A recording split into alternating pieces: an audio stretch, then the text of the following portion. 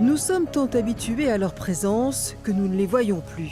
Et pourtant, dans nos villes, les statues ne sont pas là par hasard. Jacqueline Lalouette a répertorié 3856 statues en France et en a fait un livre, Un peuple de statues.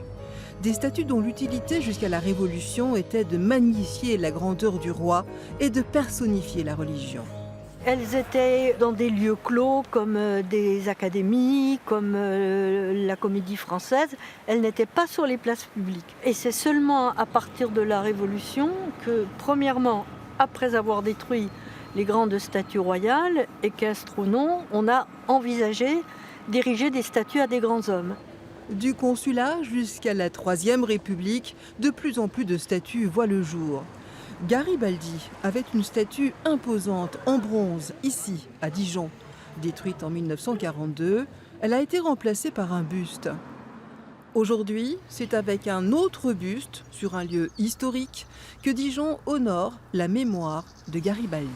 Ce beau buste de Garibaldi se trouve ici parce que le 23 janvier 1871 s'est déroulé en ce lieu un épisode important de la guerre de 1870-1871 où les combattants qui se battaient sous les ordres de Garibaldi ont remporté une victoire et pris un drapeau à un bataillon poméranien qui combattait aux côtés de l'armée prussienne.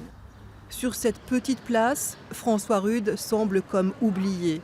Le célèbre sculpteur dijonnais, auteur de la Marseillaise sous l'Arc de Triomphe à Paris, a eu lui aussi une statue de bronze. La première statue, qui se trouvait sur la place d'Arcy, avait été inaugurée en 1886 et malheureusement, elle a été refondue en 1942 pour récupérer le cuivre dont on avait, dit-on, besoin pour l'agriculture et l'industrie française. En réalité, le cuivre partait pour l'Allemagne. Une autre statue peu connue de François Rude se trouve à l'abri des regards dans la cour de l'école des Beaux-Arts.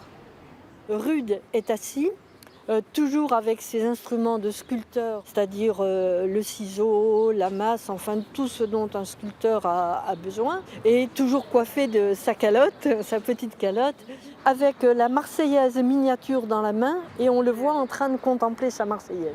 Au milieu d'un bassin, place des Cordeliers, le poète Alexis Piron a eu ses heures de gloire.